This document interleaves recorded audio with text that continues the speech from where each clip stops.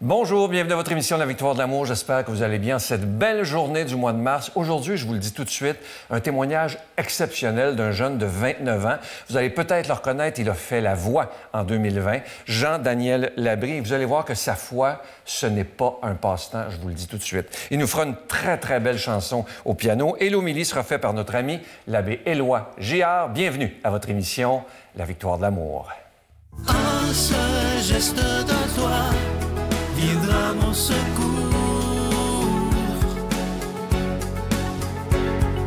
Viens semer dans mon âme le grain de l'amour. Je traverse un désert et je meurs de soif. Montre-moi le mystère qui garde la foi. Jean-Daniel, merci d'être là. Je dois te dire que quand je me préparais hier, je me disais, qui est ce jeune avec une foi aussi profonde? Je dois te dire que c'est rare. Ça m'a bouleversé hier, dans le bon sens. On va reculer dans le temps, si tu veux. Tu as toujours eu la foi. Oui. Tu viens d'une famille croyante. Explique-moi un peu comment était ton enfance. Oui, exactement. Mon foyer était... on était croyants, on aimait Jésus. À la maison, on lisait la Bible, on priait, on chantait. Donc, c'était mon environnement. On allait à l'église tous les dimanches. Ah oui? Oui. Okay. Puis tu as juste 29 ans, là. C'est pas une autre époque. Juste 29 ans. C'est pas une autre époque. Et par contre, tu as eu une adolescence difficile. Ouais. Parle-moi de ça. Comment c'est arrivé? Oui, je vais essayer de faire une histoire courte, mais... On a du temps. On a du temps, on a du temps. C'était quand même... C'était sombre, quand même, mon adolescence, parce que... À l'école, plus particulièrement, c'était difficile parce que j'étais victime d'intimidation énormément. Donc, pas capable d'avoir des amitiés. J'avais quelques amis quand même à cause de l'Église, à cause de la famille, tout ça. Mais à l'école, c'était vraiment un environnement toxique pour moi. Donc, c'était difficile de...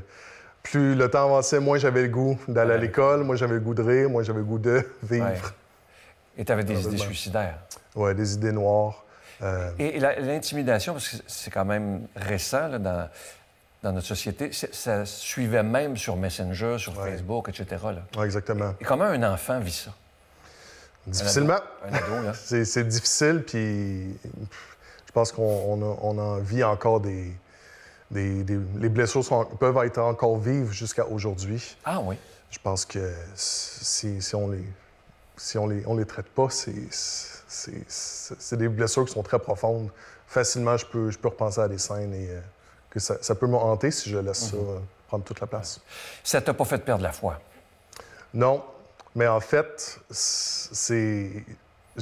même si j'avais grandi avec les histoires de la Bible et tout ça, j'ai vraiment rencontré Jésus vraiment plus tard, à peu près la mi-adolescence, où j'ai eu une rencontre avec Jésus, puis j'ai senti qu'il m'a tendu la main. Ça s'est passé concrètement comment? Oui, c'est ça. C'était dans ma chambre. Je me souviens pas exactement c'est quoi la date, mais je me souviens que c'était mi-adolescence. C'était durant l'été, j'étais dans ma chambre, puis j'ai juste senti... Même si j'ai grandi avec toutes les histoires de la Bible, je ne comprenais pas l'amour de Jésus forcément. Puis là, j'ai senti que Jésus, dans mes pensées, faisait juste confirmer la raison pour laquelle, Jean-Daniel, je t'aime, c'est j'ai été à la croix pour toi. J'ai été rejeté sur la croix pour que toi, tu sois accepté, que toi, tu sois voulu, que toi, tu sois aimé de moi. J'ai porté le poids du monde, la honte, les fardeaux, tous tes fardeaux, je les ai portés sur moi pour que toi, tu sois libre. Et à ce moment-là, ça a fait un déclic. OK, Jésus, j'ai envie de... La rencontre personnelle. Oui, c'est une rencontre personnalisée. Très peu de gens vivent, hein, malheureusement. Ouais. Beaucoup de gens se pensent croyants, mais ils n'ont jamais fait cette rencontre là, où on dit, on voit des jeunes comme toi dire « je suis prêt à donner ma vie ». Oui, exactement. Tellement c'est concret. Tu te dis sur Facebook, comme un adorateur de Dieu, ça prend un courage énorme en 2023. Comment c'est perçu par les gens autour de toi? Je pense que les gens, ils sont relativement ouverts quand même. Mais c'est tellement naturel pour moi qu'ils savent que c'est Jean-Daniel, il aime Jésus. Ça fait partie de ma personnalité, ça fait partie de mon identité. Donc, dans le sens, ce que tu vois, c'est ce que tu as. Et tu as décidé en 2020, je l'ai dit tantôt, tu as fait la voix. Vous allez l'entendre chanter tantôt, vous allez voir pourquoi il le fait. Un talent magnifique. Mais pourquoi tu as décidé de faire la voix? En fait, je voulais pas faire la voix. Ah non? Non, mais je sentais que Dieu, il me titillait, puis il me disait, allez, vas-y.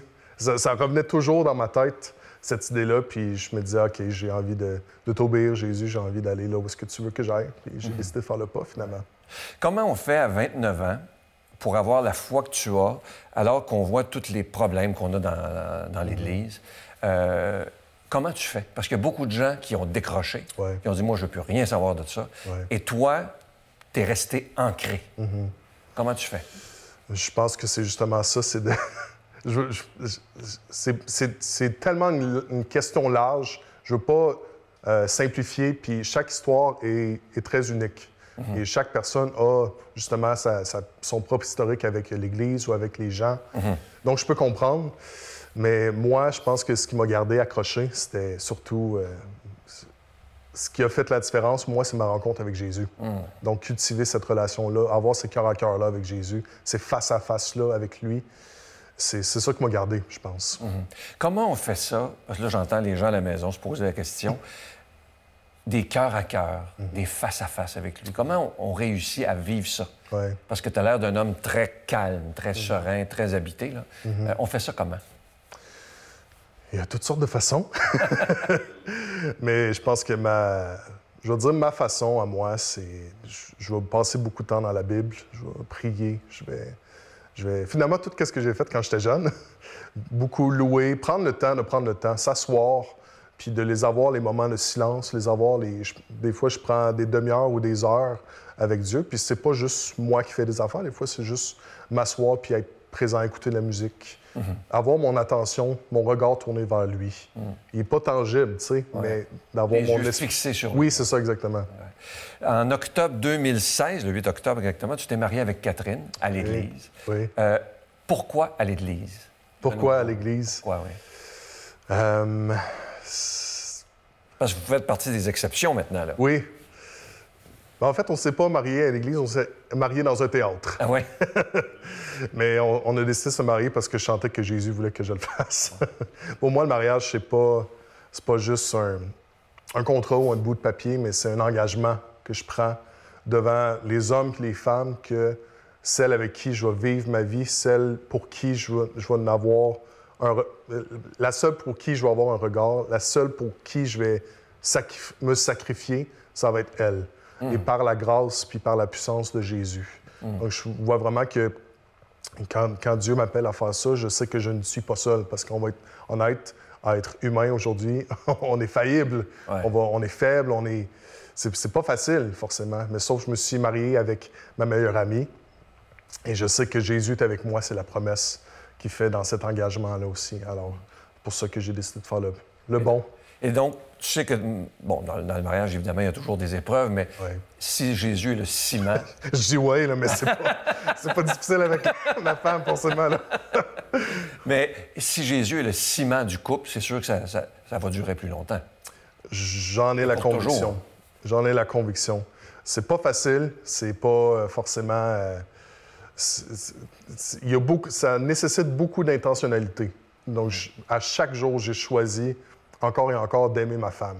C'est pas qu'elle n'est pas aimable, c'est quand même, je pense que des fois, la nature humaine, on tend à être, je sais pas, lâche, ou je décide aujourd'hui, ça me tente pas, tu sais. Sauf que non, c'est un engagement. Donc, c'est vraiment quelque chose qui est au jour le jour et qui se renouvelle et qui se cultive, selon moi. C'est très beau. Tu as dit une phrase, elle vient de toi. « Jésus est toute ma vie, ce n'est pas un passe-temps. Ça, c'est magnifique, hein? C'est pas un club social, là. Non. J'aimerais que tu développes peut-être, là, mais... J'aimerais que tu développes là-dessus parce qu'on voit parfois des gens dire, bon, et sans juger personne, au contraire, j'ai fait mon chapelet ou je suis allé à la messe, c'est réglé, on passe à autre chose. Alors que toi, c'est présent 24 heures par jour. Oui, exactement. Jésus, c'est lui que je vais consulter à chaque jour pour voir qu'est-ce que tu as envie de faire, comment tu veux m'utiliser, comment que je veux juste être libre devant toi. Tu as envie de faire qu'est-ce que tu veux dans ma vie. J'ai envie d'être sensible à qu'est-ce que lui a envie de faire. Donc, mes décisions vont être toujours orientées autant que possible. C'est pas la perfection, mais j'ai envie de vivre chaque jour avec lui parce que c'est mon maître, mais c'est mon meilleur ami, c'est mon papa. La Bible parle de Dieu de tellement de façons et de toutes sortes de façons qui nous sont personnelles. Donc, pour moi, Jésus, c'est vraiment celui avec qui je marche jour après jour avec sa grâce qui m'attire toujours. Je vis la vie avec lui. C'est ça son désir. Ouais. Est-ce que, bon, tu es encore jeune, est-ce que tu as déjà eu une crise de la foi, de douter de lui? Bien, c'est sûr que une fois de temps en temps, ça arrive des pensées ou des périodes. Absolument. Est-ce que c'est difficile dans ce temps-là? Je pense que... Là, c'est le moment que je vais prendre le temps de répondre. Prends tout ton temps. J'aurais tendance à dire que oui et non, c'est difficile. Ça dépend des situations, comme vous disiez, comme tu dis, excuse. Je suis jeune, j'ai encore tellement de choses que j'ai pas vécues encore, tu sais. Mais en même temps, j'ai quand même 30 ans d'expérience dans la vie. Je sais que ça a son lot de souffrance, ça a son lot de joie aussi. Il y a des moments que ça va être plus difficile, mais je pense qu'une chose, par contre, qui m'a aidé à les traverser, ces choses-là, c'est aussi d'avoir ces personnes proches-là avec qui s'accrocher à Jésus ensemble aussi. Une communauté, là. Une communauté. Je pense que c'est pas tant juste pour « voici ce que je dois croire », mais on va vivre la vie ensemble, on va pleurer ensemble, on va rire ensemble. Ça nous aide à être solides, je pense, dans la vie tout court et dans notre foi aussi. Oui, tout à fait. Est-ce que tu as réussi avec le temps, parce que je sentais tantôt quand tu en parlais de ton enfance, adolescence, ça a été difficile avec certaines personnes. As-tu réussi à pardonner à ces gens-là? Totalement, là, je parle. Surprenamment, oui, mais c'est pas dans le sens que... Même si tu pardonnes, ça ne veut pas dire que l'amertume, à part du jour au lendemain. La différence entre pardon et réconciliation aussi. Oui, exactement. Tu ne vas pas prendre un café avec demain matin, c'est pas nécessaire. Non. Ouais, peut-être, là, si je me paye un café, je vais dire oui. Mais puis s'il y a la crème dedans, ça sera mieux. C'est ça, je pense qu'il y a plusieurs étapes à ce pardon-là. Il y a plusieurs étapes à cette réconciliation-là. Puis à guérir de cette amertume-là, je pense que Jésus, quand il est venu me chercher, quand il m'a tendu la main, il voulait me restaurer. Mais c'est aussi un processus qui est durable dans la vie. C'est pas seulement... Ça n'a pas été spontané ou momentané. Je savais que ça allait être progressif aussi. Alors encore aujourd'hui, je sais que Jésus continue à me guérir. Donc, mais il y a une volonté, je pense, à faire confiance à Jésus que, OK, cette personne-là, je décide de pardonner parce que je sais que si je le fais pas, c'est juste l'amertume qui va m'empoisonner. Oui, exactement. Il y a un choix à prendre, je pense. Ouais. Et tu dis aussi que tu as été appelé plutôt, à pardonner le petit Jean-Daniel que tu étais. Ouais. Pourquoi? Je pense que... Ben c'est ça. Même si on pourrait tout le temps dire que je suis victime des actions des autres, mais la réalité, c'est que je suis aussi... Probablement que j'ai perpétué aussi... Quand tu es victime ou qu'on te fait du tort, probablement que aussi tu vas te retourner puis tu vas le faire ou tu vas choisir de garder en prise de ces choses-là. Puis j'ai envie de dire non, le petit Jean-Daniel, je le pardonne de ne pas avoir tendu la main, même si on m'avait pas fait la même chose. Et parce que sinon, je pense que quand on regarde à la violence partout dans le monde, c'est très grossier, là, mais le problème part souvent de moi. Et je ne suis pas en train de dire que petit Jean-Daniel aurait tellement dû faire les choses différemment. Non, ce qui est arrivé, c'est arrivé. C'est l'histoire maintenant. Mais je pense que je m'enlève cette pression-là de tout avoir su comment répondre ou quoi répondre ou les bonnes réactions. Quand que je sais que je vais reparler de Jésus, je pense que je peux pardonner au petit Jean-Daniel parce que je sais que Jésus, lui, a porté le poids du monde sur la croix et c'est plus de mon essor. Ouais. J'ai peut-être un rôle à jouer dans le bien que je peux faire autour de moi, mais le poids de de cette honte-là ne m'appartient plus. Donc, je suis pardonné, je suis lavé, je suis libéré de tout ça. Je t'aurais parlé encore des heures, c'est déjà terminé. On va t'entendre chanter. Ça va vite, hein? Et je veux juste te dire, pour les secondes qui me restent, que ça fait 28 ans, moi, que j'interviewe des gens ici. Et c'est très rare, des fois, comme toi, là. Et moi, ça me touche. Et je veux te dire aujourd'hui que c'est toi qui m'as évangélisé. Et ça m'a fait un bien énorme. Wow. Je t'invite à aller t'installer pour chanter cette... Tu peux aller t'installer pour chanter cette magnifique chanson. Écoutez bien, cette chanson est interprétée d'une façon magistrale. Mon secours est en toi.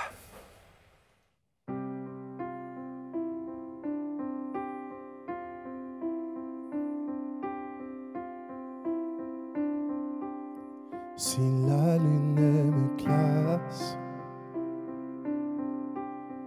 et le soleil menace, créateur des étoiles, mon secours est en toi.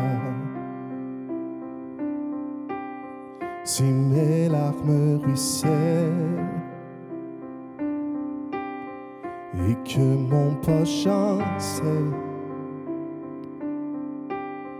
créateur de la terre, mon secours est en toi.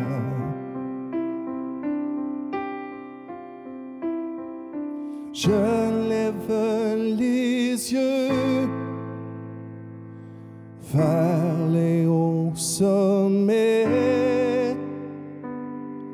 Toi seul est mon Dieu.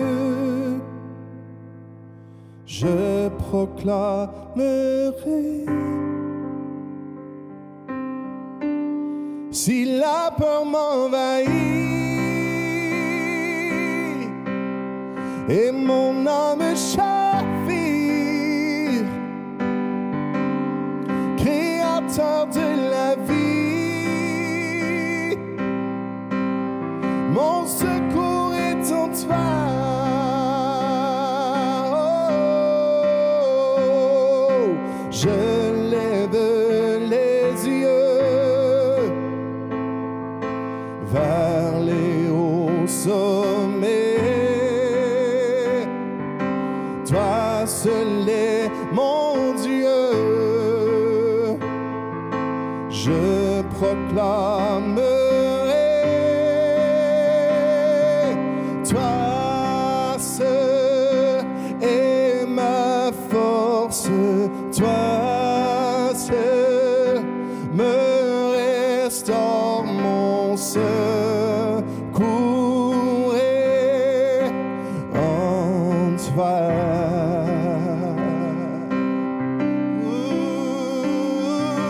Toujours tu me portes jamais.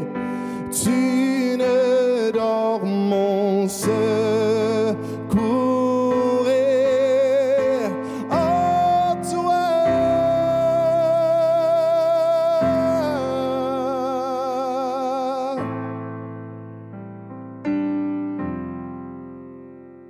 Ta victoire, mon espoir, ton chemin, mon destin, ton salut, mon refuge, tout est en toi. Ta victoire, mon espoir, ton chemin, mon destin, ton salut, mon refuge, tout est en toi. Ta victoire, mon espoir, ton chemin, mon destin, ton salut, mon refuge, tout est en toi. Ta victoire, mon espoir, ton chemin, mon destin, ton salut, mon refuge, tout est en toi.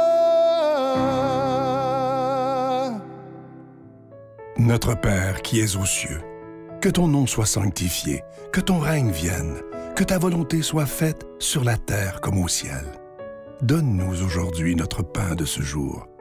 Pardonne-nous nos offenses, comme nous pardonnons aussi à ceux qui nous ont offensés. Et ne nous laisse pas entrer en tentation, mais délivre-nous du mal, car c'est à toi qu'appartiennent le règne, la puissance et la gloire pour les siècles des siècles. Amen. Je continuerai à croire, même si tout le monde perd espoir. Je continuerai à aimer, même si les autres parlent de haine. Je continuerai à construire, même si les autres détruisent. Je continuerai à parler de paix, même au milieu d'une guerre. Je dessinerai des sourires sur des visages en larmes et je tendrai les bras à ceux qui se sentent épuisés. Oui, je continuerai à croire.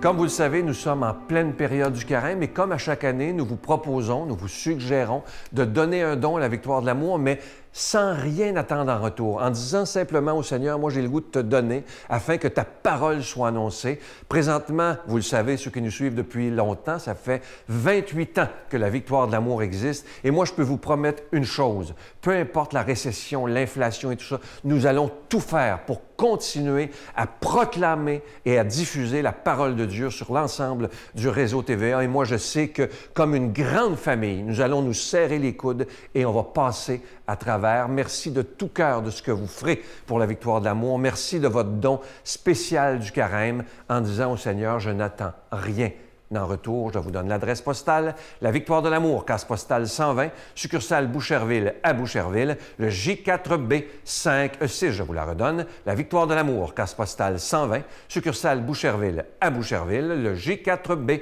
5E6, également par téléphone, par carte de crédit du lundi au vendredi de 8h30 à 16h30 dans le 514-523-4433, 523-4433 ou sans frais le 1-888-811-9291, 1-888-811-9291 et aussi sur notre site Internet. Vous savez que c'est une façon très rapide, sécuritaire et efficace de faire votre don. C'est le www.lavictoiredelamour.org. Alors, je veux prendre le temps de vous dire des milliers de fois merci de votre don tout à fait spécial du carême. Merci de tout cœur de votre grande générosité et aussi de votre prière. Mon Dieu, donnez-moi la sérénité d'accepter les choses que je ne peux changer, le courage de changer les choses que je peux et la sagesse d'en connaître la différence. Amen.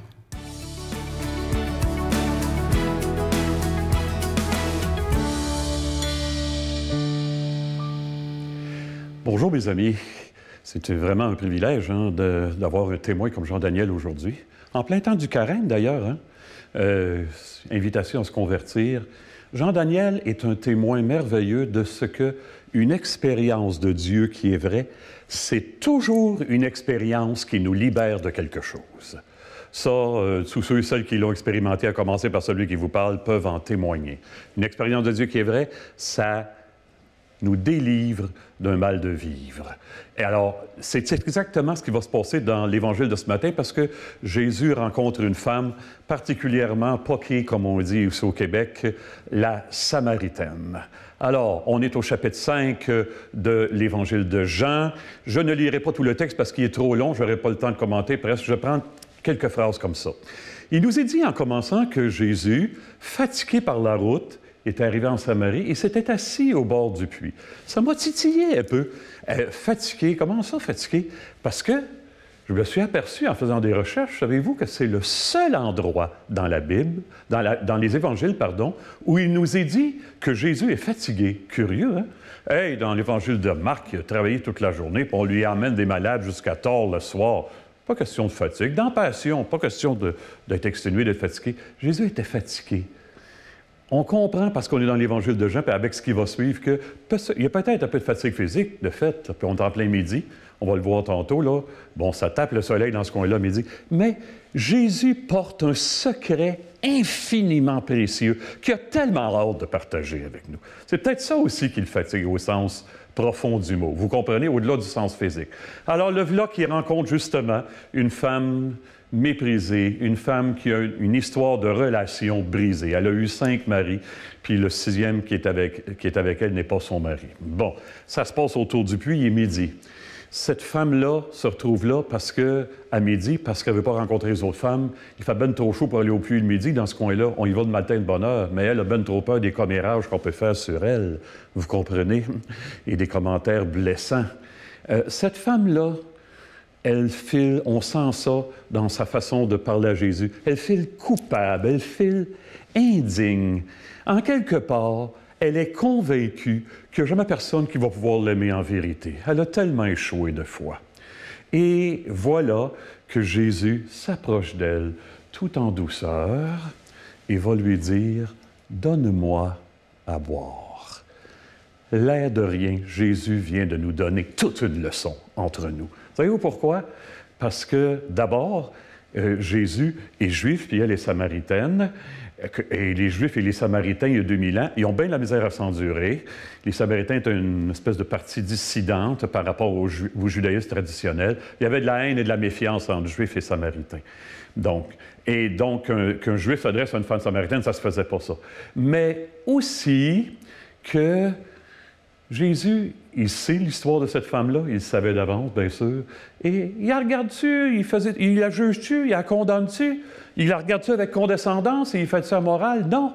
Il se présente à côté de cette femme pauvre comme un être fatigué et assoiffé. Donne-moi à boire. Il ne lui parle pas d'en haut, il lui parle d'en bas. Tu as quelque chose de précieux, toi aussi, à partager, de vrai, de nécessaire pour notre monde. Et donc, donne-moi à boire, pas juste de l'eau qu'on prend pour étancher notre soif physique, donne-moi ce qui fait ta souffrance. Et là, elle est toute surprise, hein? Et là, le dialogue va s'engager entre les deux, et Jésus va être amené à lui dire, « Celui ou celle qui boit de l'eau que moi je lui donnerai n'aura plus jamais soif. » Hey, ça se peut-tu que Jésus soit capable d'étancher notre soif les uns les autres, nous qui avons si soif d'être comme de présence, si soif d'être accueillis, si soif d'être pardonnés, si soif d'être reconnus dans ce qu'on a d'unique. Ça te peut-tu que Jésus est capable de nous amener ça? Un amour, comme a dit Jean-Daniel tantôt, j'ai aimé beaucoup son mot, un amour qui restaure, qui fait surgir le meilleur de nous-mêmes. Hey, il y a quelque temps, j'ai reçu un bonhomme que ça fait des années que je connais, et puis il file pas bien, une quarantaine, là, puis physiquement puis psychologiquement, ça marche plus. Et on s'assoit, puis je lui demande pourquoi tu es venu me voir, parce qu'il dit, oh, avec toi, on ne mettra pas juste un diachylon sur le bobo, on va s'occuper des vraies affaires. Bien, je lui dis, c'est justement ça que je veux te dire. Ce que tu montres à l'extérieur, c'est le contraire de ce que tu es au fond de toi. C'est là qu'il faut commencer. Reconnaître qui tu es, le laisser sortir. Puis moi, je suis un témoin de l'amour en face de toi. Je vais t'encourager. Puis tu vas sentir Dieu à travers ça, qui t'amène à aller toujours plus loin dans ce sens-là. Oh, hey, cette femme-là va vivre une expérience de libération intérieure tellement profonde qu'elle va devenir, malgré elle, un apôtre. Elle va s'en aller en ville. Elle va dire, hey, vous n'avez pas idée, il m'a dit ce que j'avais fait. Regardez ce qu'il a fait pour moi. Eh bien, Jésus se présente à nous aujourd'hui, en ce dimanche du carême, comme un frère qui me dit « Donne-moi à boire ».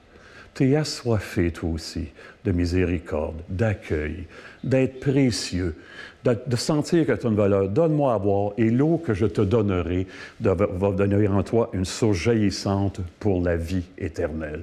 Hey, ça vaut la peine d'entendre Jésus nous dire ça et de lui dire, viens étancher ma soif comme toi seul tu peux le faire. Et Dieu va nous bénir en ce sens, lui qui est Père, Fils et Esprit Saint. Amen. Bonne vie. À bientôt tout le monde. Je vous salue Marie, pleine de grâce. Le Seigneur est avec vous. Vous êtes bénie entre toutes les femmes, et Jésus, le fruit de vos entrailles, est béni. Sainte Marie, Mère de Dieu, priez pour nous pécheurs, maintenant et à l'heure de notre mort. Amen.